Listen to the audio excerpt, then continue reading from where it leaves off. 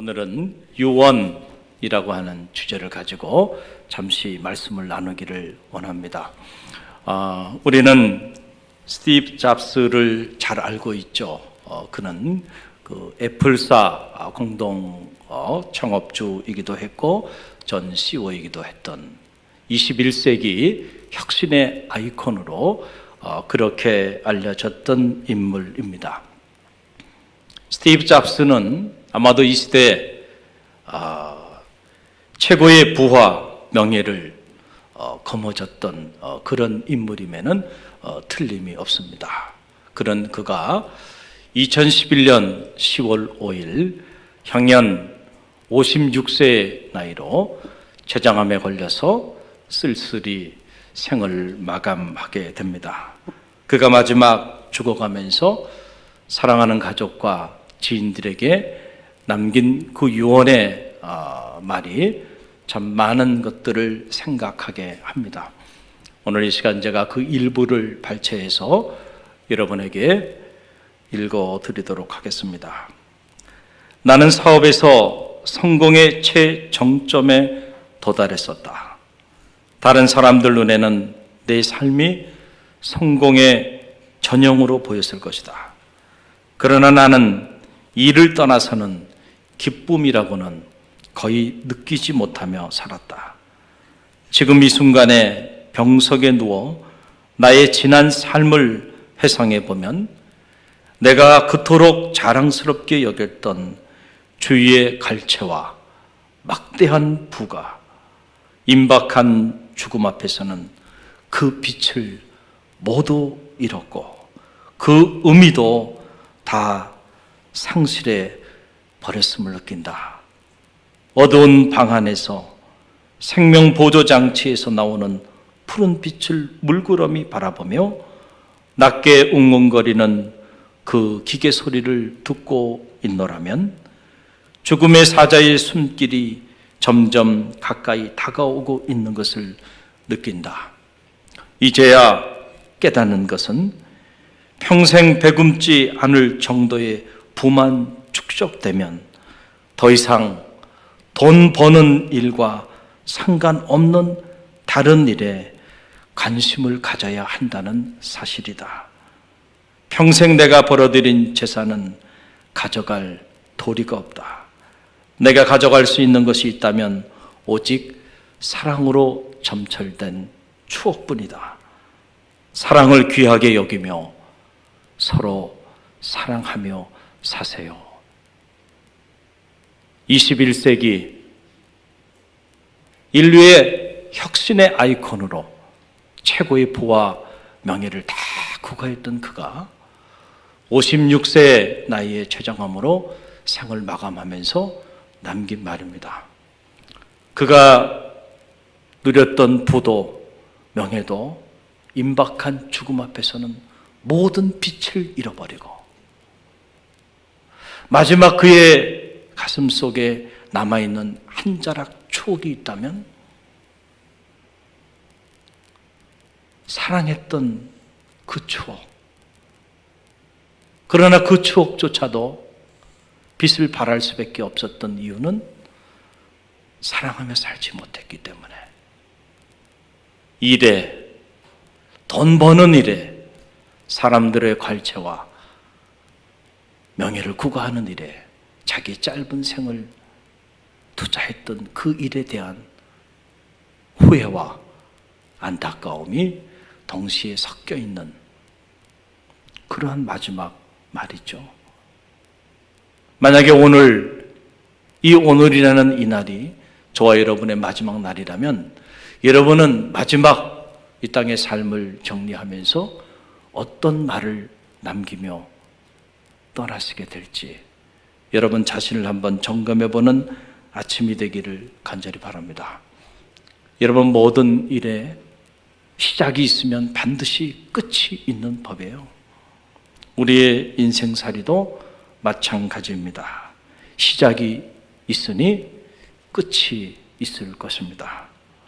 세월에 이길 장사가 없다고 천하의 다윗도 오늘 말씀 보게 되니까 세월이 흐르니 그의 육신의 장막이 무너져서 모든 사람이 가는 그 길로 그가 가게 되었다라고 하는 그런 사실입니다.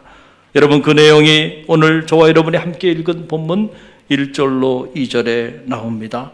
우리 다시 한번 함께 읽어봅니다. 다윗이 죽을 날이 임박함에 그의 아들 솔로몬에게 명령하여 이르되 내가 이제 세상 모든 사람이 가는 길로 가게 되었노니 너는 힘써 대장부가 되고 그랬어요. 내가 이제 세상 모든 사람들이 가는 그 길을 가게 됐다. 이 땅을 살아가는 어느 인생도 그 길을 비껴갈 인생은 아무도 없다는 거예요. 다윗도 그 길을 가게 됐다. 여러분, 다윗이 어떤 인물입니까? 물맷돌 몇 개를 가지고 블레셋의 그 거대한 골리앗 장수를 물리쳤던 영맹한 사람입니다.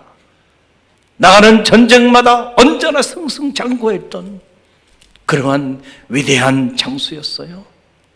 분열된 나라를 통일하고 통일 왕국 시대를 이루며 이스라엘의 최고의 전성기를 구가했던 위대한 대왕 다윗이에요. 아브라함의 시대에 예언했던 그 놀라운 축복의 땅들을 다윗 시대에 다윗이 주변의 모든 열방들을 다 정복하고요. 그 아브라함을 통해서 예언했던 축복의 땅들을 다윗 시대에 다 성취했던 전무후무한 업적을 남겼던 위대한 대왕이 다윗이에요. 그의 말 한마디면 무려 130이 넘는 군인들이 전쟁터에 나가기도 하고 자리에 자리하거든. 당시에 130만 명이라는 건요, 지금도 대한민국의 정규군이 60만 밖에 되지 않아요. 막강한 권력과 막강한 힘을 구가하고 살았던 그런 인물이에요. 그런 다윗. 당시에 사람들이 다윗을 바라보며 무슨 생각했을까요? 다윗이, 다른 사람보다 다윗은 늙지 않겠지, 저런 다윗은 죽지 않겠지, 이런 생각을 가질 수도 있었을 거예요. 그런데 우리가 열왕기상을 넘기면서 발견하는 건 뭡니까? 이런 다윗도요, 세월이 흐르니까 이불을 덮어도 따뜻하지 않았다. 그래서 몸을 따뜻하게 하기 위하여 동료를 취하게 되는 이런 안타까운 장면이 나오고요. 오늘 2장에 넘어오면서 그가 이제 모든 사람이 가는 그 길로 가게 되었다라고 하는 고백을 하면서 다윗 통치 40년의 그 화려했던 날들이 이제 마감되어지는 그러한 모습을 우리가 말씀을 통하여 오늘 이 아침에 목도하게 됩니다. 다윗이 그 마지막 가는 길에서 사랑하는 아들을 부릅니다. 사랑하는 아들 솔로몬에게 마지막 말을 남깁니다. 그 마지막 말을 우리는 유언이라고 말을 하죠. 그 유언의 내용이 오늘 본문 3절의 내용입니다. 이 3절의 말씀 저와 여러분이 다시 한번 함께 봉독하며 나갑니다. 함께 읽습니다. 내 하나님 여호와의 명령을 지켜 그 길로 행하여 그 율법과 계명과 율례와 증거를 모세의 율법에 기록된 대로 지키라. 그리하면 내가 무엇을 하든지 어디로 가든지 형통하리라. 아멘. 저는 이 말씀을 새벽에도 묵상했고 오늘 또 묵상하면서도 참 마음에 감동이 돼요. 야, 다윗의 인생 전체를 보는 것 같아요. 이 한 절에 마지막 사랑하는 아들 솔로몬에게 남긴 이유원의 메시지가 다윗의 삶 전체를 결론 짓는 그런 감동적인 그런 말씀임을 느끼면서 큰 도전을 받고 또 마음에 큰 감동이 되는 게 사실이에요.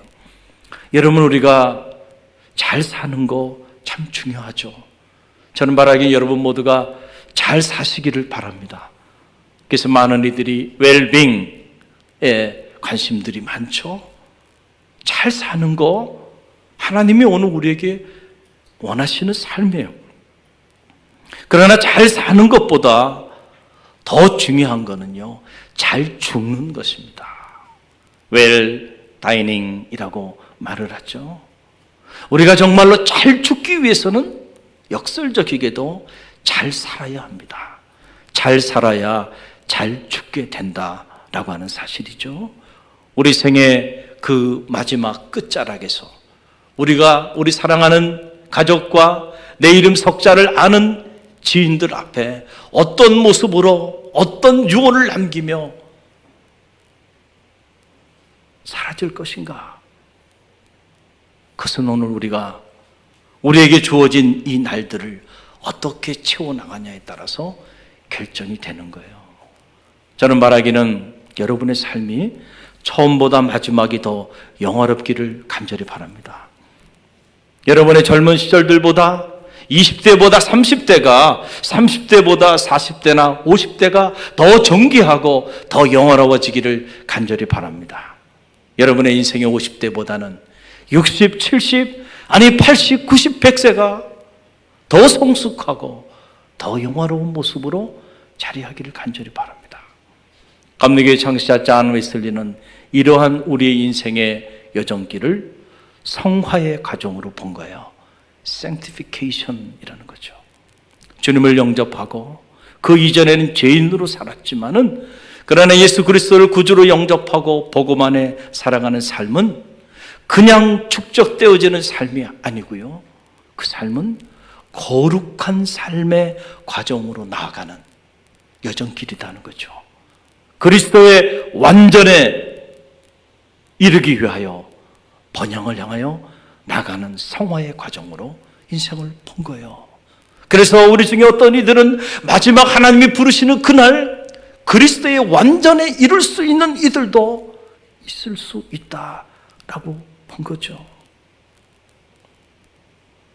하루하루 주어지는 시간들, 새롭게 주어지는 이 시간들이 여러분의 영혼을 새롭게 하고 하나님과 사람 앞에 여러분의 인격과 삶을 더 성숙하고 더 거룩한 모습으로 변화시키는 그러한 날들로 채워지기를 주님의 이름으로 간절히 축원드립니다. 그럴 때 여러분에게 주어지는 새로운 날들은 축복의 날들이 될 거고요. 그 날들이 여러분의 삶을 더 빛나게 할 거고 마지막에 여러분의 인생이 마감되어지는 그 자리는 여러분 인생의 최고의 성화의 정점이 될 줄로 믿습니다. 다윗을 보면 다윗이 그런 정점에 이르렀던 것 같아요. 어떻게 다윗이 이런 놀라운 말씀을 마지막 유언으로 남길 수 있었을까? 제 핸드폰에 보면 많은 사진들이 있습니다. 여러분의 사진도 제 셀러폰 안에는 저장이 돼 있고 여러분의 손주들의 사진도 다 저장이 돼 있어요. 요즘은 참 핸드폰 안에 모든 것을 저장할 수 있는 그런 문명을 우리가 구가하고 살기 때문에 제가 안에다가 다 갤러리를 만들고 주제마다 다 사진들을 차곡차곡 모아놓고 그 사진들을 가끔 이렇게 봐요. 보면 여름에 속초 쪽으로 여름휴가 갔을 때 찍었던 사진들, 그 속초로 가면 특별히 피곤하지 않으면 반드시 저는 일출을 봅니다. 그래서 이른 새벽에 습관적으로 일어나서 그 탁 동해 해가 탁 떠오르는 그 모습을 보면서 그걸 사진으로 잘 이렇게 담아서 보관하곤 그렇게 합니다. 그리고는 가끔 아내와 함께 월요일 오후에 저 을왕리 해수욕장을 가는 이유는 바다는 보고 싶은데 멀리는 못 가고 가까이 있는 바다를 보고 싶어서 서해바다 볼 수 있는 그 을왕리 해수욕장을 가요. 한 번은 갔는데 저녁이 되는데요. 그 석양빛이 너무너무 아름다운 거예요. 온 바다를 붉게 물들이면서 장렬하게 사라져 나가는 그 모습을 보는데요. 말로 설명할 수 없는 어떤 경이로움, 어떤 에스테릭한 심미적인 또 신비적인 이런 어떤 영적인 체험을 제가 하게 됐어요. 그 모습을 보면서 제 마음에 내 인생의 마지막 끝자락도 저 석양빛처럼 저렇게 아름다웠으면 좋겠다. 그런 마음이 제 안에 이렇게 자리하더라고요. 그리고 언제인가 제가 이렇게 보다 보니까 나도 모르는 사이에 이제는 제가 일출 사진을 안 찍고 있더라고요. 그리고 일몰 사진만 계속 찍고 있는 거예요. 내 인생의 마지막 끝자락에서 하나님 많은 이들에게 이렇게 아름다운 영혼을 남기며 그렇게 사라지고 싶습니다. 그런 마음에서 오늘 제 안에 가기 시작한 거예요. 저는 바라기는 여러분에게도 그런 마음의 소원이 있기를 바랍니다. 지금 여러분보다 내일의 여러분보다 모레 여러분이 점점 더 성화되어져서 더 존귀한 모습으로, 더 거룩한 모습으로, 그래서 마지막 순간 정말 하나님 앞에 사랑하는 이들과 여러분을 아는 모든 이들에게 감동이 되고, 그리고 생명을 살리는 이런 놀라운 복음의 영혼을 남기는 그런 믿음의 삶을 사는 갈릴리 교회 모든 성도들이 되시기를 주님의 이름으로 간절히 축원드립니다. 여러분, 어떤 이들은 마지막 가는 길이 사랑하는 이들에게 부끄러운 상처와 고통을 남기고 비참하게 떠나는 이들도 많이 있는 것이 사실입니다. 안타까운 마음이 있어요. 참 인생을 잘못 살았구나. 우리 중에 누구도 그런 삶을 살지 않기를 간절히 바랍니다. 오늘 다윗의 이 마지막 가는 길을 보면서 참 많은 도전을 받는 겁니다. 다윗은 참으로 파란만장한 그런 삶을 살았던 인물입니다. 우리가 매일 새벽 시간을 통해서 55일간 사무엘 상하를 통해서 다윗의 삶 전체를 통째로 묵상할 수 있는 이런 놀라운 축복의 시간들을 가졌습니다. 다윗의 삶을 파노라마처럼 한눈으로 그의 생 전체를 펼쳐볼 수 있도록 하나님이 놀라운 말씀을 주셨고, 또 그 말씀을 우리가 함께 성독하고 묵상하는 시간들을 가졌어요. 기름 부음을 받았지만 무려 15년이라는 세월 동안 때로는 살기 위하여 미친 사람 흉내를 내기도 하고, 하나님을 알지 못하는 이방 땅에 블레셋에 자기 몸을 의탁하기도 하고, 그 일로 인하여 자기의 사랑하는 동족 이스라엘과 전쟁을 치르기 위하여 전쟁터에 나가기까지 하는 그런 안타까운 삶의 자리에까지 다윗이 던져지기도 해요.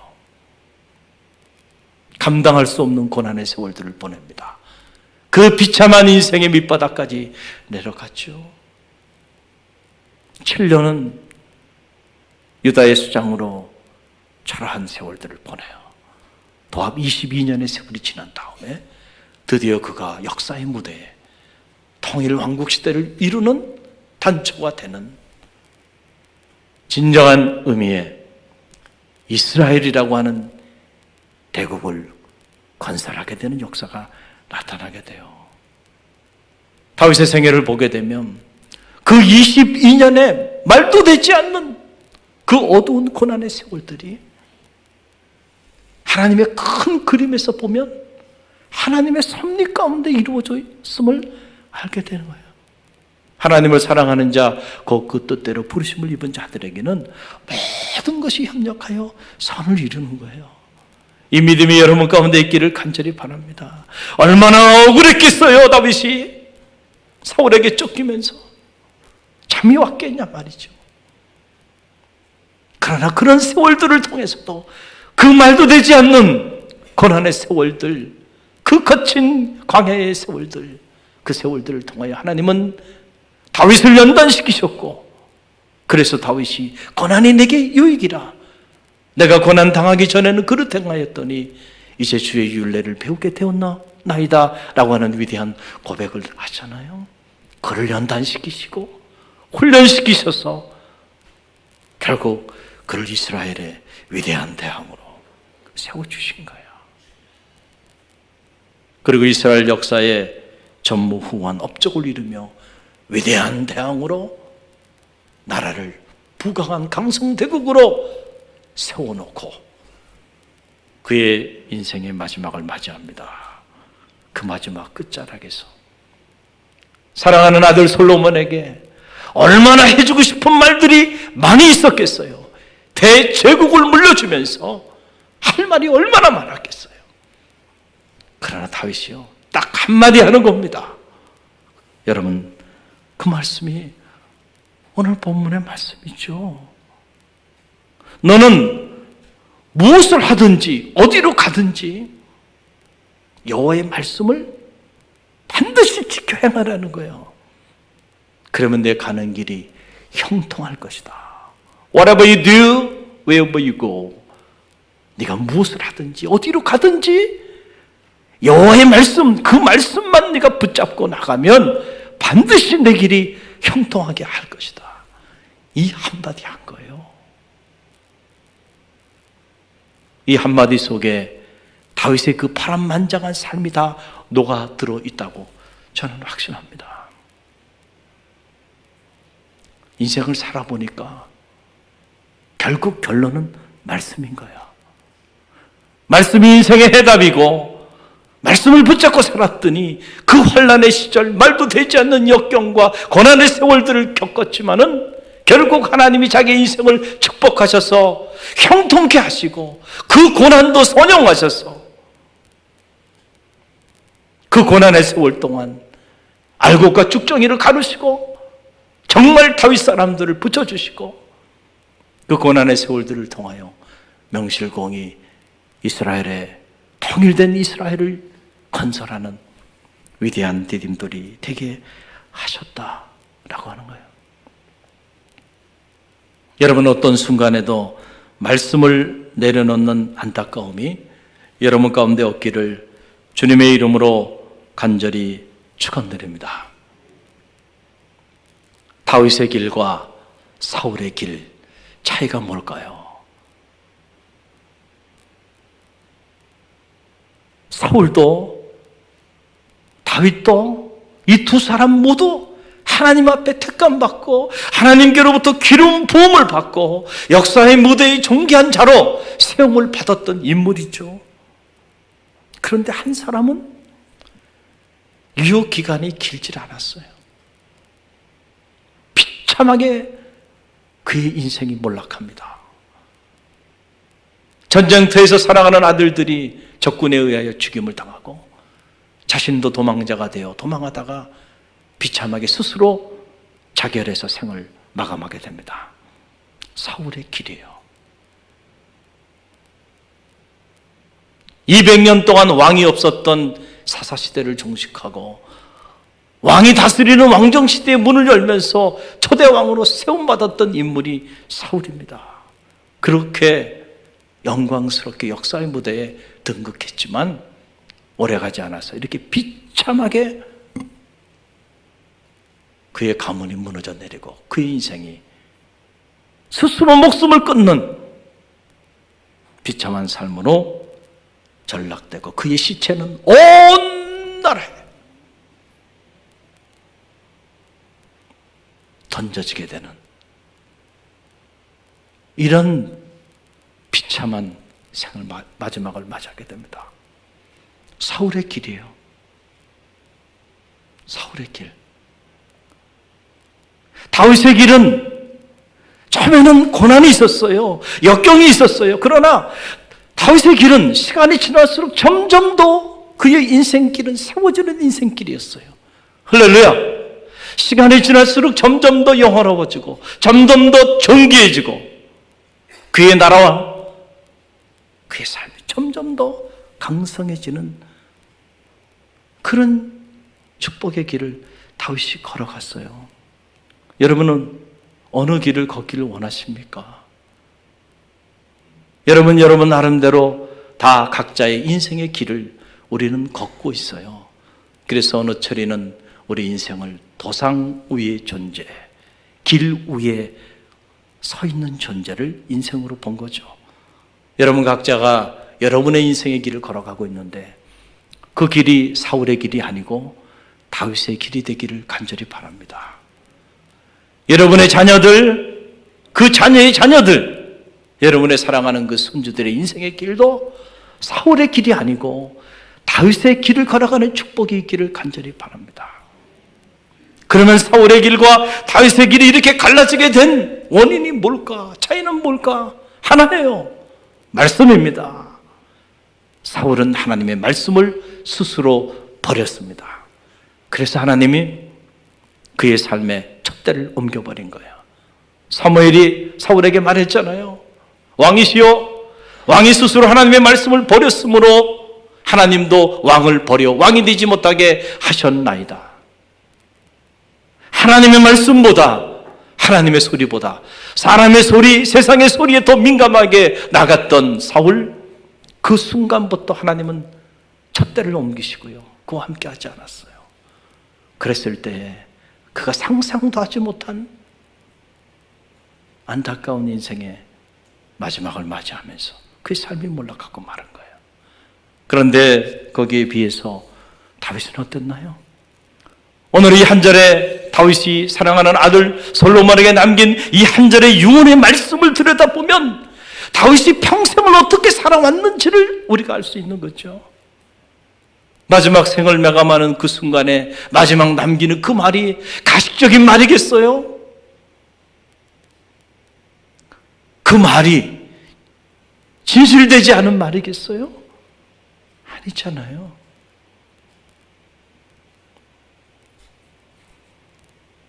너는 여호와의 말씀을 지켜 행하라. 그러면 어디서 무엇을 하든지 어디로 가든지 반드시 내 길이 형통하리라. 할렐루야. 다윗이 마지막 사랑하는 아들 솔로몬에게 남긴 이 유언의 말을 들어보면 죽을 때 마지막에 남긴 이 말이 하나님의 말씀 아니에요. 그래 다윗이 평생을 어떻게 살아왔는지가 거기 다 드러나네요. 그게 다윗 인생의 성적표입니다. 여러분이 마지막 남기는 마지막 그 유언의 메시지가 여러분의 인생의 성적표다. 저는 그렇게 생각합니다. 마지막에 사랑하는 이들에게, 가족들에게 어떤 말을 남기고 갈 건가? 그것은 오늘 우리가 사는 날들 어떤 삶을 살아왔는가에 따라서 결정이 되는 거예요. 여호와의 말씀은 내 발의 등이요 내 길의 빛이니이다. 시편을 읽어보면 온통 다윗이 얼마나 하나님의 말씀을 사모하고 사랑했는지, 자기 생에 가장 귀한 것, 최고의 것이 있다고 한다면 여호와의 말씀이었음을 얼마나 반복적으로 고백하며 나갑니까? 그러니 마지막 죽는 그 자리에서 자기 사랑하는 아들에게 제국을 물려주면서 가장 귀한 것을 물려주고 싶지 않았겠어요? 그래서 말씀을 물려주고 있는 거예요. 할렐루야. 오늘 이 말씀을 통해서 오늘 우리는 우리 인생의 마지막에 하나님과 사람 앞에 어떤 성적표를 남길 것인지를 점검해보는 지혜가 있길 바랍니다. 최근에 제가 읽은 책 중에 규장에서 출간된 엄마표 신앙교육이라는 책이 있어요. 엄마표 신앙교육. 참 이 책을 읽으면서 마음에 큰 감동을 받았습니다. 말씀 심는 엄마의 신앙 이야기예요. 디자이너이고, 그리고 아내이고, 딸이고, 그리고 누군가의 엄마고, 그리고 교회의 사모고, 그리고 글을 쓰는 작가고, 그리고 강연을 하는 강사로 1인 다역의 역할을 감당하면서 사남매를 키우는 젊은 크리스찬 맘스의 이야기죠. 참 감동이 돼. 자녀를 사랑하기에 내 사랑하는 자녀에게 나는 가장 귀한 것을 물려주고 싶다. 그래서 스스로 말씀 심는 엄마로 살기를 작정하고 자녀에게 말씀 심는 엄마의 삶을 살아가는, 어떻게 가정에서 자녀에게 말씀을 심는 그런 구체적인 삶을 살아가는지, 거기에 관련된 감동적인 기록들이 그 책 안에 다 담겨 있는 것을 보게 됩니다. 그녀는 인생의 최고의 교과서가 있다고 한다면 그것은 말씀이라고 확신하는 거죠. 마치 다윗이 그의 사랑하는 아들 솔로몬에게 말씀의 가치를 알았기 때문에 가장 귀한 것을 그의 아들에게 물려줬던 것처럼, 그래서 이 엄마도 자기 사남매 자녀들에게 세상에서 가장 귀한 것을 물려주는 말씀 심는 엄마로 그렇게 평생 살기를 결심하고 그렇게 말씀을 심고 나가는 그런 삶의 모습들이 기록되어 있는 내용들이에요. 그가 시편 19편 7절로 8절의 말씀을 인용하면서 다윗의 믿음을 자기의 믿음의 좌표로 삼고 있는 걸 보게 되는데요. 우리 함께 읽어봅니다. 시편 19편 7절로 8절 함께 읽습니다. 여호와의 율법은 완전하여 영혼을 소성시키며 여호와의 증거는 확실하여 우둔한 자를 지혜롭게 하며 여호와의 교훈은 정직하여 마음을 기쁘게 하고 여호와의 계명은 순결하여 눈을 밝게 하시는도다. 이 확신이 있는 거예요. 내가 정말로 자녀를 사랑한다면 나의 자녀에게, 여러분, 세상에 그 어떤 지식이 우리의 영혼을 소성시킬 수 있겠나요? 우리가 지식 정보 사회 속에 살아가면서 홍수처럼 밀려오는 지식 한복판에, 정보 한복판에 살아가지만 그 수많은 지식과 정보들이 우리의 영혼을 소성시킬 수 있나요? 오히려 우리의 영혼을 무너뜨리고 우리 심령을 근심케 하고 있죠. 그러나 하나님의 말씀은 완전하기 때문에 하나님의 말씀, 우리의 영혼을 소성시키는 능력이 있다는 거죠. 다윗의 고백이자 사남매를 키우는 엄마의 고백이에요. 그러니까 하나님의 말씀을 자녀에게 심어야죠. 할렐루야. 하나님의 말씀은 우리의 마음을 기쁘게 한다는 거예요. 우리가 세상을 살면서 왜 근심과 걱정 속에서 우울해하며 불안해하며 그렇게 불행한 삶을 사나요? 하나님의 말씀이 우리 안에 살아있지 않은 연고예요. 하나님의 말씀이 우리 안에 살아있고 그 말씀이 우리의 삶을 움직이는 동력이 된다면 어떤 환경 속에서도 여러분의 자녀의 마음은 하나님이 주신 하늘의 기쁨으로 가득 차게 될 줄로 믿습니다. 다른 것들을 너무 많이 심어줬기 때문에 근심하고 걱정하고 염려하며 사는, 여호와의 말씀은 우둔한 자를 지혜롭게 한다 그랬어요. 하나님의 지혜가 하나님의 말씀 속에 있기 때문에 저는 바라기를 여러분의 자녀가 지혜로운 자녀로 살기를 간절히 바랍니다. 정말로 여러분의 자녀가 그런 자녀가 되기를 원한다면 지혜의 보고인 하나님의 말씀을 심는 부모가 되시기를 간절히 바랍니다. 여호와의 말씀은 우리의 눈을 맑게 한다잖아요. 여러분, 이런 말씀을 우리가 우리 자녀들에게 심어주지 않고 살아가고 있다고 한다면 정말로 우리가 자녀를 사랑하는 것일까?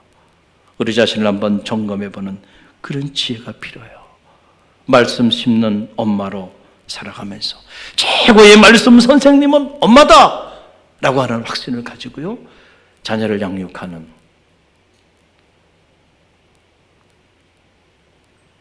이 시대의 젊은 이 맘스의 모습을 보면서 참 감동이 되고요, 도전이 되고, 우리 갈릴리 교회도 참 많은 30대, 40대 자녀를 키우는 맘스들이 많이 있는데, 이 책을 꼭 추천해주고 싶다라고 하는 그런 마음이 제 안에 자리하게 되었습니다. 여러분, 어떻게 솔로몬이요, 아버지 다윗의 대를 이어서 또 40년 그 놀라운 이스라엘의 통일 왕국 시대를 이어갈 수 있었을까요? 어떻게 솔로몬이 그의 아버지 시대보다 더 부귀와 영화를 누릴 수 있었을까요? 어떻게 다윗이 인류사 이래로 지금까지도 최고의 지혜자로 모든 이들에게 공히 인정받는 그런 지혜의 대왕으로 평생을 살아갈 수 있었을까요? 그 비밀이 어디 있었나요? 다른 것이 아니죠. 그의 아버지 다윗이 마지막 그에게 남긴 유언, 여호와의 말씀을 지켜 행하고 무슨 일을 하든지 어디 가든지 자라나 우러나 치우치지 말고 그 말씀대로 나아가면 반드시 내 길이 형통할 것이라고 하는 이 신앙의 유지를 솔로몬이 지혜롭게도 그 마지막 자기 아버지의 유지를 받들었기 때문에 다윗이 이런 놀라운 축복을 받을 수 있었던 거예요. 그래서 여러분, 저는 이 전도서나 잠언을 읽으면 다윗 생각이 많이 나고요. 부모가 돼서 그런지 느낌이 달라요. 다윗이 이런 유언을 그의 아들 솔로몬에게 남겼는데 이 솔로몬이 아버지 유지를 잘 받들었는지 안 받들었는지는 전도서와 잠언을 읽어보면 알아요. 이야, 그 아들이 아버지 유지를 받들었어요. 온 인류의 인생서라고 말할 수 있는, 인생론이라고 말할 수 있는 전도서 같은, 지혜의 보고라고 말할 수 있는 잠언 같은, 주옥 같은 생명의 말씀을 인류에게 유산으로 남기는 아들이 됐잖아요. 여러분, 그래서 잠언을 보세요. 잠언 22장 6절에 보게 되면 솔로몬의 이야기죠. 함께 읽어봅니다. 마땅히 행할 길을 아이에게 가르치라. 그리하면 늙어도 그것을 떠나지 아니하리라. 마땅히 행할 길을 자녀에게 어떻게 하라고요? 가르치라는 거예요. 누가? 학원 선생님이? 아니에요. 누가? 부모인 우리가 우리 자녀에게 최고의 선생이 돼서 어릴수록 자녀들에게 가르치라. 지금 다윗의 아들 솔로몬이 자기 아버지의 유지를 받들어서 살면서 자기가 체험한 것을 이렇게 고백하고 있잖아요. 또 잠언 1장 7절 말씀 보세요. 함께 읽어봅니다. 여호와를 경외하는 것이 지식의 근본이거늘 미련한 자는 지혜와 훈계를 멸시하느니라. 여호와를 경외하는 것이 지식의 근본이다. 야, 참 이 대목을 보면서 이런 생각이 들어요. 나의 사랑하는 자녀들이 내가 떠나고 난 다음에 그들이 솔로몬처럼 이렇게 주옥 같은 믿음의 고백을 할 수 있다고 한다면 얼마나 감동이 되고 얼마나 큰 축복일까. 다윗 이상의 놀라운 믿음의 고백을 그 아들이 유지를 받도록 하잖아요. 잠언 3장 13절로 15절 말씀 보세요. 잠언 3장 13절로 15절 함께 읽어봅니다. 지혜를 얻은 자와 명철을 얻은 자는 복이 있나니 이는 지혜를 얻는 것이 은을 얻는 것보다 낫고 그 이익이 정금보다 나음이라. 지혜는 진주보다 귀하니 내가 사모하는 모든 것으로도 이에 비교할 수 없도다. 그 아버지의 그 아들이구나. 지혜의 사람. 어떻게 솔로몬이 그런 생을 살아가게 되었는지 그 비밀이 이 안에 다 담겨 있잖아요. 여러분의 자녀들에게도 이런 놀라운 솔로몬과 같은 고백이 이어지는 축복이 있기를 간절히 바랍니다. 만약 오늘이 저와 여러분의 인생의 마지막 날이라면 여러분은 여러분의 사랑하는 가족과 여러분 이름 석자를 아는 지인들에게 어떤 마지막 말을 남기며 세상을 떠나실지 한번 이 아침 생각해보는 그런 지혜가 있기를 바랍니다. 저는 말하기는 여러분의 인생의 그 마지막 순간이 후회와 낙심, 좌절과 절망 속에서 비참하게 몸부림치는 그런 순간이 아니고요.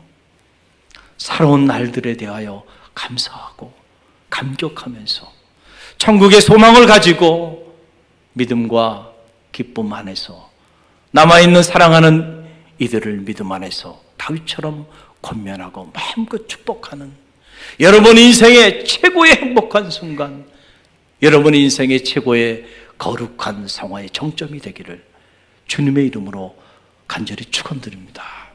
우리 함께 기도합니다. 갈릴리 공동기도문 우리가 함께 우리의 마음을 담아서 하나님 앞에 기도하며 나갑니다. 우리 함께 기도합니다. 주님, 우리의 죄와 허물을 참회합니다. 하나님의 은혜와 사랑을 잃어버린 채 교만한 삶을 살아왔음을 회개합니다. 우리의 교만함을 낮추시고 회복의 은혜를 덧입혀 주옵소서. 주님, 코로나19의 재앙을 통하여 우리를 향한 하나님의 뜻이 무엇인지 분별하게 하소서. 코로나보다 더 무서운 우리의 시기와 질투와 분냄과 탐욕과 불신앙과 음욕과 거짓과 위선을 참회합니다. 용서하여 주옵소서. 주님, 우리를 긍휼히 여기셔서 이 땅의 치료와 회복의 은혜를 허락하여 주옵소서. 코로나19 바이러스로 인해 고통받는 환자들과 치료를 위해 불철주야 헌신하는 의료진들과 수많은 봉사자들에게 십자가의 보혈과 부활의 능력을 허락하여 주옵소서. 주님, 이 땅의 교회와 성도들이 다시금 첫사랑과 첫 믿음을 회복하게 하여 주옵소서. 무너진 기도의 제단이 세워지게 하시고 성도들의 가슴마다 복음의 불꽃이 타오르게 하옵소서. 주님, 이 땅의 교회와 성도들이 하루속히 신학적 무지와 영적 무관심으로부터 벗어나게 하옵소서. 에스라에게 주셨던 학자의 영을 부어주셔서 영적 분별력을 가지고 수많은 영혼을 미혹해 하는 사이비 이단으로부터 벗어나게 하옵소서. 주님 피 흘리신 십자가 앞에 가장 낮은 자로 서게 하옵소서. 미움과 시기와 질투와 탐욕과 욕망의 옷을 찢고 참 사랑의 새 옷을 갈아입게 하소서. 주님, 무너진 가정과 직장과 사업체를 회복시켜 주옵소서. 하루속히 신명기의 축복이 회복되게 하옵소서. 주님, 불신과 밥 먹으러 갈라진 이 나라와 민족을 치유하여 주옵소서.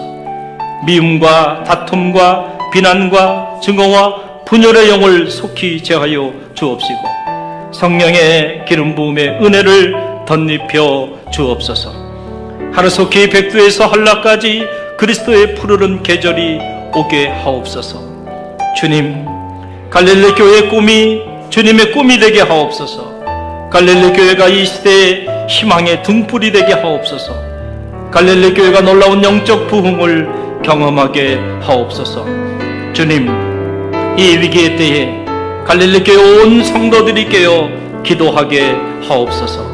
갈릴리 교회 담임 목사님과 목회실 사역자들, 장로님들과 각 부서 기관장님들, 그리고 모든 성도님들의 가정과 자녀와 삶의 자리 위에 주님의 사랑과 성령의 은혜가 가득 흘러넘치게 하옵소서. 봄, 여름, 가을, 겨울 우리의 사계절 속에 언제나 사랑의 꽃으로 피어나시는 우리 주 예수 그리스도의 이름으로 기도드립니다. 아멘.